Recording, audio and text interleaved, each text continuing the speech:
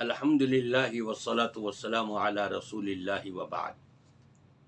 سامعین کرام، آپ جانتے ہیں کہ کوئی معاملہ یا کوئی بات اگر کسی کے سامنے آ جائے اور اس کو پیش کیا جائے، اگر اس کی سمجھ میں آ جائے تو وہ ٹھیک ہے، اور سمجھ میں نہ آئے تو وہ اعتراض کرتا ہے، سوال پر سوال کرتا ہے۔ اعتراض کرنا ایک انداز ہے انکار کا، اور ایک اعتراض کرنا سوال کے طور پہ سمجھنے کے لیے سوال کرنا۔ نبی پاک صلی اللہ علیہ وسلم نے انصاری عورتوں کی خوبی بیان کری، جب تک ان کو سمجھ میں نہیں آتی اس وقت تک یہ سوال پر سوال کرتی رہتی ہیں، یہ ان کی خوبی ہے۔ اور قرآن پاک میں اللہ نے فرمایا فَاسْأَلُوا أَهْلَ الذِّكْرِ إِن كُنتُمْ لَا تَعْلَمُونَ، اگر تمہیں نہ معلوم ہو تو اہل علم سے سوال کر لیا کرو، پوچھ لیا کرو، معلومات لے لیا کرو۔ کس لیے؟ تاکہ تم اس کے اوپر عمل کرنا تمہارے لیے آسان ہو جائے۔ لیکن ایک سوال کیا جا رہا ہو اعتراض کے طور پہ، انکار کے طور پہ، یہ بہت برا ہے۔ بالخصوص عام طور پہ لوگوں کو تقدیر کے معاملات بہت سے سمجھ میں نہیں آتے، اور ایسے اعتراض کرتے ہیں اللہ کی ذات کے اوپر جو ان کو کرنے کا حق نہیں ہے۔ کیا فرمایا؟ لا يسأل عما يفعل وهم يسألون۔ اللہ تبارک و تعالی جو بھی فیصلے کر رہا ہے اس کے فیصلوں پر سوال نہیں ہوگا، اعتراض نہیں ہوگا کہ جی ایسا کیوں ہوا اور ایسا کیوں نہیں ہوا۔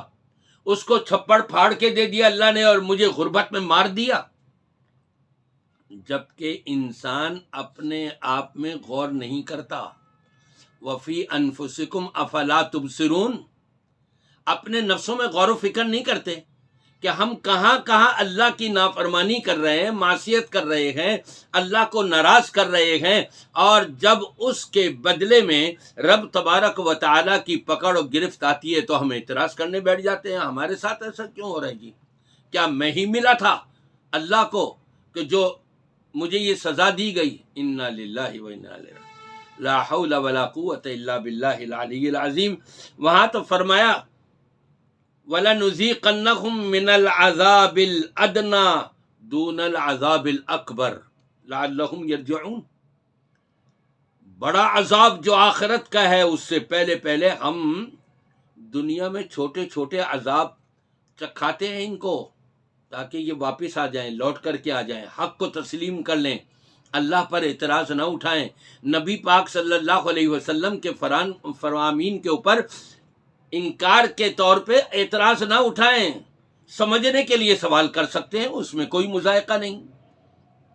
تو رب العالمین کی ذات کے بارے میں عام طور پہ مسلمان جب پریشانیوں میں گر جائیں اور مصائب و تکالیف کا سامنا کرنا پڑ جائے، بیماریوں نے ان کے گھر کو پہچان لیا ہو، تو کہتے ہیں میں ہی ملا تھا اللہ کو، ہمارے اوپر یہ ہو رہا ہے وہ ہو رہا ہے۔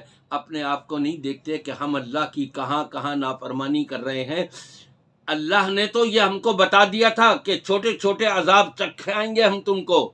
اور ابن عباس رضی اللہ تعالیٰ عنہ فرماتے ہیں کہ مصائب الدنیا، یہ جو چھوٹے عذاب ہیں نا، یہ دنیا کے اندر مصائب، تکالیف، پریشانیاں، رنج و الم، یہ غم اور یہ دکھ اور تکلیفیں اور یہ آفتیں، یہ فتنوں میں گھر جانا، یہ سب رب تبارک و تعالی کی طرف سے چھوٹے چھوٹے عذاب نہیں تو اور کیا ہیں؟ غربت سے غربت ہو جانا، یہ سب اللہ کا عذاب ہے۔ ضرورت اس بات کی ہے ہم اپنے آپ کو سنبھالیں، ہم اللہ کی طرف راغب ہوں، تائب ہو جائیں، گناہ کرنا چھوڑ دیں، اور جو احکامات اللہ رسول نے ہم کو بتائے ہیں اس کی پابندی کریں۔ اور یہاں تک فرما دیا رب تبارک و تعالیٰ کی مہربانی دیکھیں، نبی کے ذریعے سے کہلوا دیا التائب کمن لا ذنب لہ، بحیثیت انسان ہونے کے تم سے غلطیاں چوک اونچ نیچ تو ہوتی رہے گی، مد و جزر تو ہوگا، لیکن گناہ جس سے ہو جائے، یہ گناہ کرنے والوں میں وہ بہتر ہے کہ جو فوراً توبہ کر لیتا ہے، اور جو توبہ کر لے وہ ایسا پاک ہو جاتا ہے گناہ سے جیسے اس نے کبھی گناہ کیا ہی نہیں تھا۔ اس طرف آئیں، اس طرف سوچیں، اللہ کی طرف راغب ہوں اور پلٹ کر کے آ جائیں، اپنے گناہوں کو معاف کروا لیں رب العالمین سے، انشاءاللہ تعالی یہ نوبت ہی نہیں آئے گی کہ ہم یہ کہیں گے ہمارے ساتھ ایسا کیوں ہو رہا ہے۔